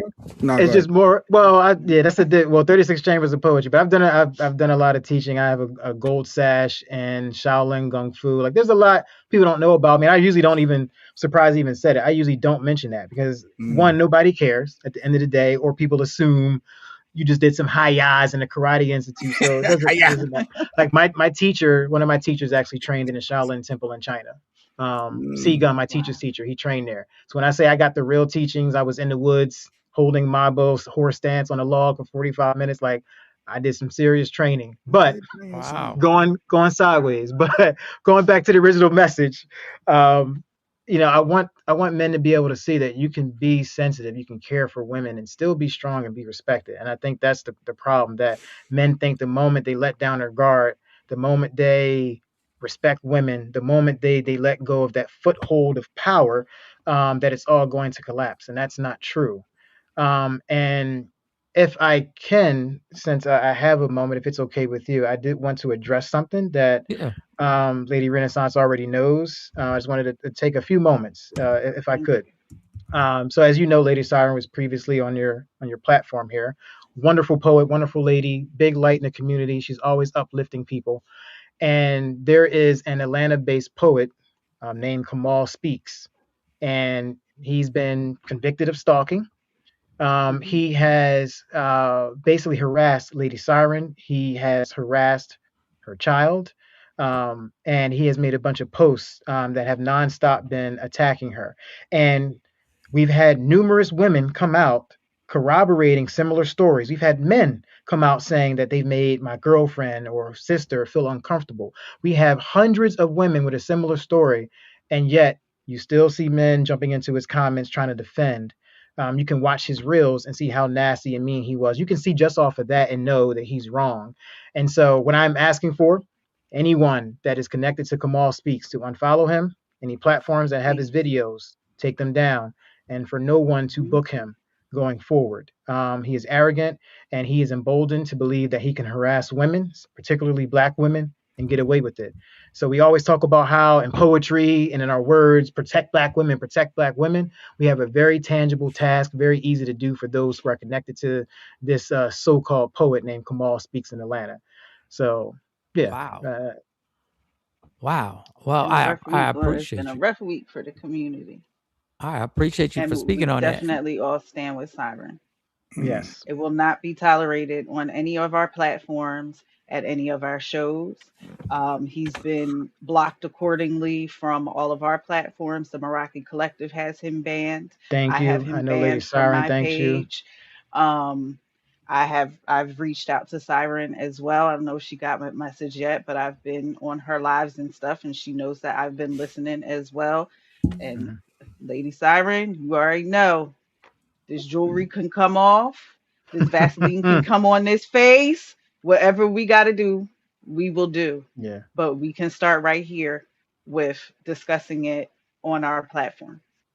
Yeah, I really want to be peaceful. I do, as much as I told you about my background, which I'm kind of kicking myself. But I do look at, I'm not the hothead. You know, if anybody knows anything about martial arts, like when something jumps off, I don't want to hurt anybody, right? Like, and I've told people, like, literally, someone could probably hit me at an event, and I'll just let it go. I don't want to disrupt the event. But if someone goes for somebody else, especially someone that I feel like isn't on equal footing, it's a problem. So I'm really hoping that gentleman, I'm not gonna say gentleman, that so-called poet does not step foot in Philly. Because No fucking gentleman. yeah. and I wanted to say, and I always say, this social media thing is a gift and a curse, because what people do is they want to try and find some way to defend this gentleman, and they want to have some type of provocative statement to seem like they see something different. You guys don't see everything, and ignorance is defended because people want to then be looked upon like, wow, that was deep what that person said. Like they saw deeper than just the fact that he's harassing, stalking, and putting fear And it's that simple. He's harassing, putting fear in a woman, and putting fear in the point of saying, I can do danger to you. I can do harm to you. Yes. All He's because been he got his punk ass feelings hurt. I'm sorry. Yeah, he's been, and you can go, go in the comments, not to give him more views or anything, but like you can see him attacking other women. Like even if you try to take that approach of I'm not sure what happened, I'm in the middle, you can go in the comments and see him in real time calling out women, attacking them. Oh, you gonna be next? Like it is crazy, like what followers or power does to a man's mind. Yeah, it's. Yeah, as you can tell, I'm highly upset about it. A lot of us are. No, that's Appreciate it. No, I definitely appreciate that. What were you gonna say? Just the other piece when you spoke about it, people trying to find something in both sides, and Lady Siren said this as well, is, for a lot of us black men, do not all lives matter, the statement of protect black women. We've seen a few men pop up there, what about black men? Black men. Just like when we say Black Lives Matter, black people understand we're not saying no other life matters. We're just saying right now in this point in time, we need to focus on a particular topic or subject, which happens to be black women. So for those few people who dare to come in on a post or a live or whatever saying, well, I don't know the story and what about protecting black men, now's not the time. Now this is why a lot of women don't want to date. This is why a lot of women don't feel safe. It's because the moment they speak up, the moment they come out with something, and they expect to be supported, you have a bunch of people just looking for any angle to not want to support, to want to twist the narrative or redirect. And I'm all for facts. I'm all for getting to the truth of the matter. That's not what this is. I'm not against that at all. But when you can look at the evidence for yourself, when you can see it visually, when you can read what's happening and still decide to try to twist, that's a problem, right? Do not all lives matter, the protect black women statement. There you go. In that Protect moment. black women. There it is. Protect black women. Yeah. We appreciate them. No, we definitely appreciate it, and we could wrap up. Yeah. I'm trying to. Hang in there, Touchstone. Hang in there. We're gonna bring Touchstone on. I just want to say this real quick, and to my men out there, and I understand men now, and I get it. There are things that we are going through that we've gone through for a long time, and I'm gonna say this, and I don't know if I'm gonna say it properly. Part of being a man for me is sometimes what I'm going through takes a back seat because I have to protect. And I know that sounds very 1975 or very, part of my existence on here is that, yes, there's a lot of things that I'm going through. But when my job comes to protect, I don't bring it up because I got to jump into my job. There's a list of people that I'm going to give my life up for. And when I get involved in that, this is not my time to be like, well, this is also what I go through. We do. But as unfair as it may seem, that don't get addressed, and I don't bring it up.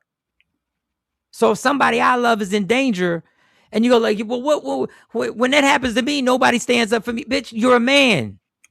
And sometimes the longest journey you're gonna walk is by yourself.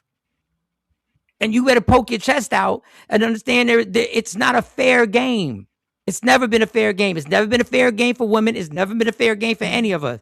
But when it's time for us to step up and protect, that is not the time that you want to bring your laundry list of shit that I'm going through, because you were put on here with a set of balls to actually protect.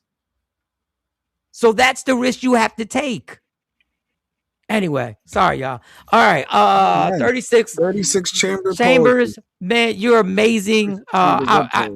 Every artist that KT brings on here, I always say we got to keep in touch. We got to keep bringing you back.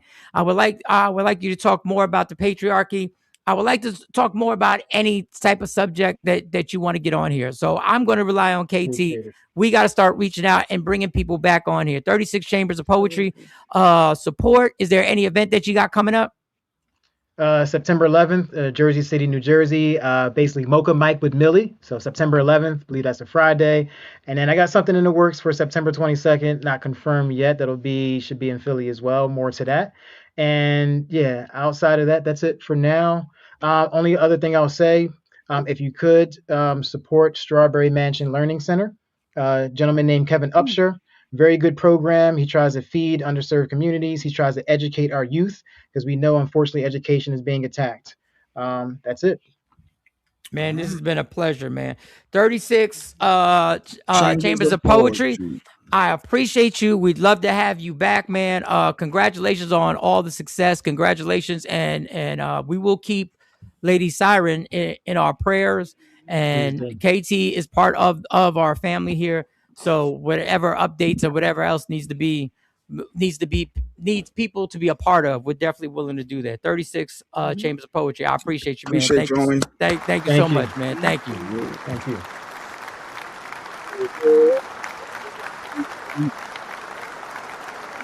Well, he was spitting that truth. Well, yeah, man. All right, let's bring Touchstone's ass on here. DJ Touchstone, where you at, DJ Touchstone? DJ Touchstone. Tone, you still there, Tone? Good morning, Stacey McCann. What up, Stace? Tone, where you at? He said, look, I've been in the green room so long. Tone, where you at? The fact that he got a profile pic with the sunglasses on, I'm gonna fuck Touchstone up. Stop. That cool as a fan. Touchstone, is he mute? I don't know. He might. Did you mute yourself, Touchstone? Well, he can't see if he did. No, but he shut up. He can. What? Shut your ass. For those who don't know, Touchstone is blind. He was born totally blind. He can't see nothing. God damn it. So if he's not muted, though. Can't. What? Please stop. You got to tell the people the truth. What's going on? Listen. This is my first real encounter with Touchtone. I'm having a fan out moment in my head. Oh, you having a fan out moment? Because Touchstone been doing radio since '97. He's been killing it. Mike was talking about the ovation he got at the Dell Music Center. No, he got a huge ovation. It was so dope. Lady B brought him. The place was sold out, and the place erupted. And I felt he fell asleep. He fell asleep. I don't know what Touchstone is doing, but he said no. All right, so leave and come back. I'm gonna tell him leave. I can't and come back and come back. I just told him leave and come back. He said he can't. I was about to say because he might not be able to hear. Great interview. 36. Yes, Lady Siren. 36 Chambers. He was one of KT. That was, and he was talking about something, some substance. You could tell he's clearly passionate. He's dope. Leaving. Let me click Tone out. Click you out. Click him out, and then we'll click him back in. He about to shaking my head. Miss Clark, he can't see. If y'all don't know that, how would you know? It's a lot of people don't know. Yeah, again, we gotta explain. He DJs for a living. You think he can't find a mute button? Come on. Yeah, he probably can find a mute button. Yeah, I'm pretty sure he can find a mute button. He knows there's mute. And Touchstone went to make a sandwich. He might have because y'all got me kicked up out of nowhere. I didn't know that y'all were gonna get me kicked up, but did we just cancel a man we don't know? The bull. Yes, we did. Yeah, we did. I went and looked at his page. We absolutely did. Happy birthday, Jay Black. Jay Black. It's Jay Black's birthday. I mean, just don't subscribe. But if you want the proof, you can go to the Fuckwads page and you can see the shit that he says and goes in people's comments, his bullshit poetry, the dumb shit he attempted to say about Siren and Siren's child, Siren's son. Yeah, we don't play with the children. We don't play with children. We don't play with Siren because Siren is here for all of us. Like he said, Siren inspires a lot of us. We hold her dear. I've been a fan of Siren's for a long time. Well, and there's just some shit that you don't do. There's some shit that you don't do. No means no, and that's it. And if your ego can't take that, you move on. You don't try to trash the woman. You don't try to trash her family. You don't do that. That is Well, while we waiting for Tone, let me put up KT's flyer. Maybe that'll make her happy. We got a couple. Okay, so this coming Saturday, adults, come out and support the babies. This is the annual Youth Talent Showcase done by the Don Evans Players, which is spearheaded by my mentor, Todd Evans, who was on the show. We have, I believe, 13 youth this year. They all range in their talents, and I mean some serious talent. and these kids. I enjoy this show every year. I love it. It is at the Willingboro Library. It is a free event. You're always still free to sponsor up until that day. It's $35 if you want to sponsor a kid or just donate to. It goes directly to them. God, you ain't You're such a smart ass. It goes directly to them. You are the fucking worst. $35. This is it for the kids. Goddamn What is it with you and the kids? These ain't even no professionals. $35 for some kids. What the fuck are we doing here? All right, touchdown. So make sure you support that. We will definitely hit that again. We'll hit that again tomorrow. Jeez, DJ Touchstone's in the building. What up, Touch? What's going on? Cheap ass. Morning, Twizzler. DJ Touchstone is here, people. What up, Touch? What up, dog? What the fuck you want? You want to say happy birthday to this motherfucker? Is that what you want? No, we asked him to come on because the show love from the show, the ovation he got. You wanted to give him his flowers. You don't forget that fast. I want you. You know what's crazy? I can hear you, Jay, but I can't hear Mike. Oh, he can't hear Mike. Let me see if I go out. Let me see. Mike gonna go out and come back in. Mike, wow, the host gonna leave and come back. Yeah, can you say something, KT? Say what up to Tom so we can hear you. It is such a pleasure to meet you, Touchstone. Jay. Oh, okay. He can only hear me. Well, that's the only voice they count right now anyway. You know what?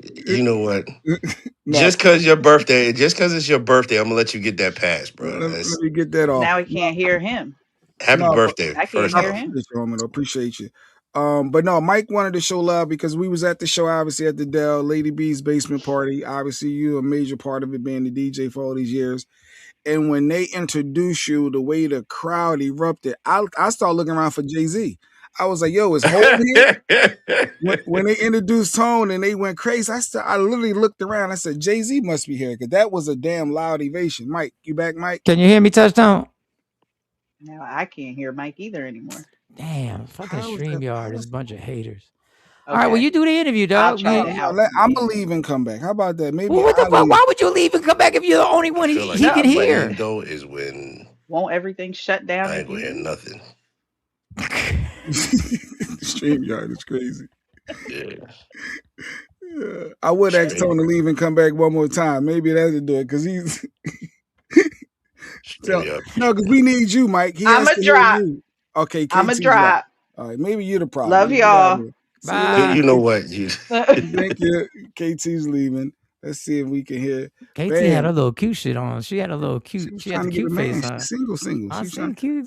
You know what? Tone, you single? No, let me stop. You play too much. Can you hear me, Touchdown? Can you hear me? That's a damn problem. You always playing. No, he can't hear you. Damn. Tone, can you leave one more time and come back? Can we try? Yeah, absolutely. Just try one more time so we can hear Mike. All right. So we're not gonna play no clips. We're not gonna put no flyers up. And let's see. We know how to leave. Maybe I can kick you out. I'm gonna kick you out, Tone. Touch Tone, you gotta go. You gotta go. Touch Tone, you gotta go. I'm scared to play the music. This is the getting our shit together. Don't play nothing. It could have been his phone because he got to turn it sideways. You gonna tell a blind man to turn his cell phone sideways? God damn. That's our music to getting our shit together. Because we can't control StreamYard. StreamYard is trying. Coach said the KT and us canceling somebody that we don't even know. He don't think that's right. That is a conversation. How do we cancel somebody? We just trusting what KT and the people said, though. That's why, correct.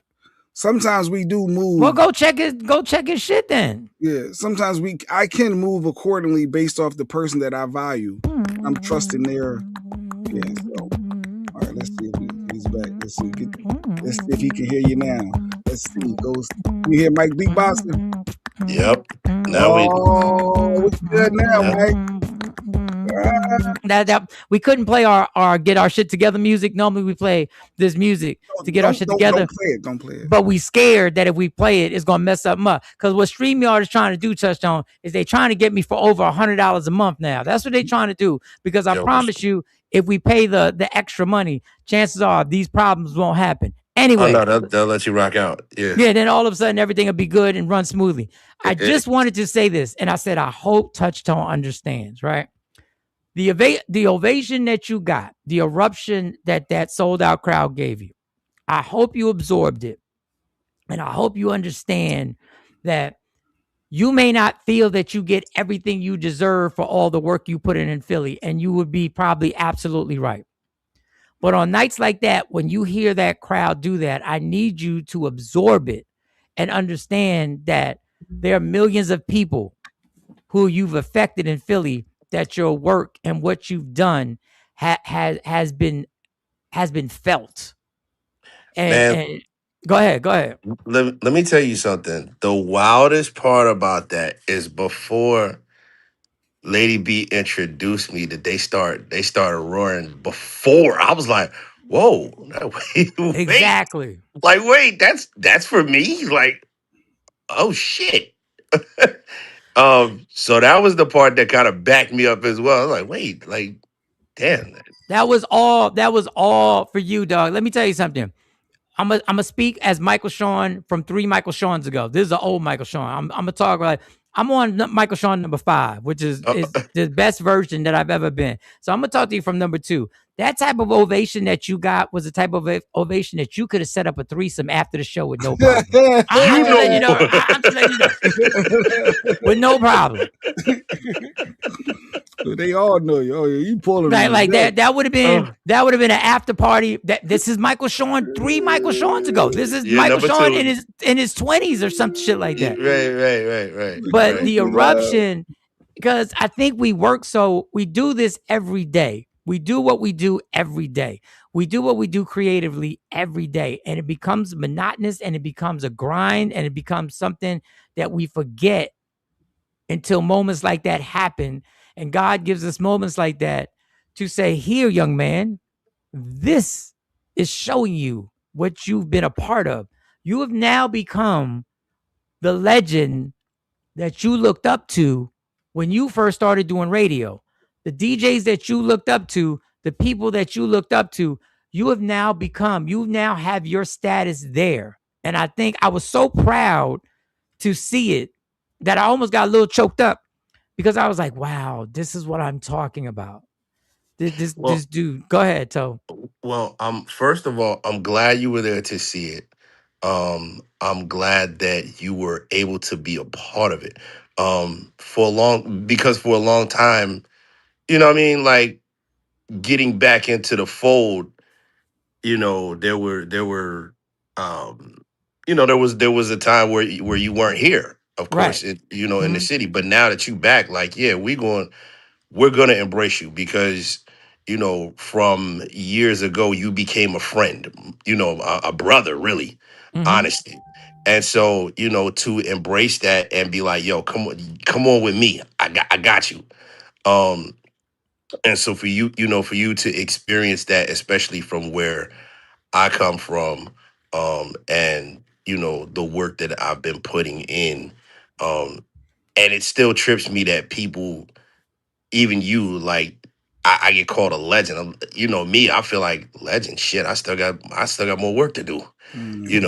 I still got some more ground to cover. This is just this is just scratching the surface. So, to get that, spinning it back around, to get that love that I got on Sunday night, it's definitely a blessing, because, again, like you said, there are times where, sometimes as a person that just does it, sometimes you feel like it goes unnoticed, or it's in vain. Sometimes it's like, what is this all for? With all the politics and the BS that goes on, you sometimes find yourself in that place. And I heard you earlier before you brought me in, basically saying, try your best to keep yourself in them happy places. You know what I'm saying? And that's where I strive to stay, is being in those happy places. You know what I'm saying? You were saying, if we're gonna laugh, let's keep the laugh going. And that's where you try to be. And despite the politics and the BS that happen, it's a lot of it.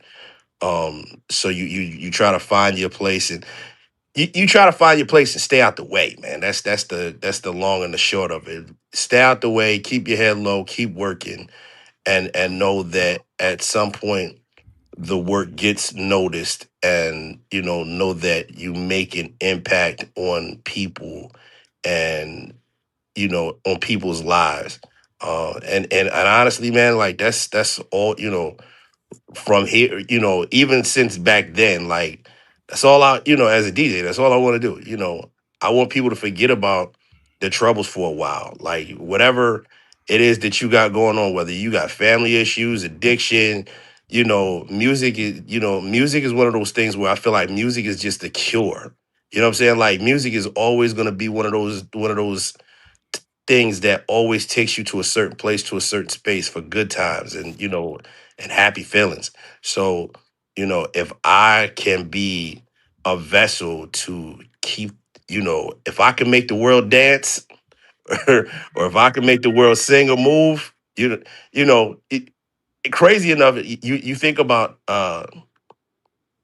it's bad to put this in the equation, but you think about a person like R. Kelly. Threesomes? No, we'll take it worse. R. Kelly. But R. Kelly had a song said, "If I can make the world dance or make the world move or make the world sing." You know what I'm saying? Like as a DJ, that's what you want to do.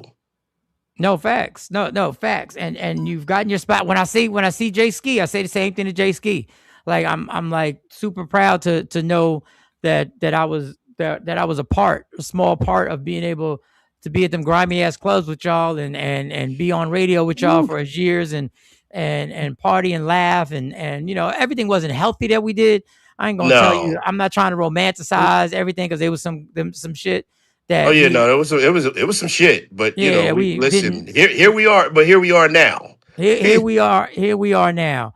So I wanted you to, and I'm glad you did. I'm glad you absorbed it and re-energizes you because sometimes we need those moments to actually get to actually remind ourselves of how blessed we are, like how blessed we really are 100%. To do this. Like it was funny because when I saw the crowd and I grabbed the microphone, it was the first time ever. I've been nervous before I do comedy shows. I always get a sick feeling before I do a comedy show. I'm always like, why the fuck did I pick this job?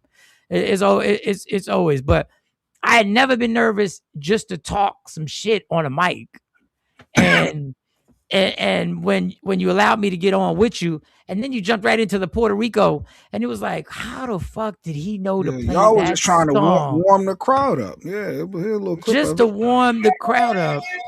Black people, of Puerto Rico, of black people.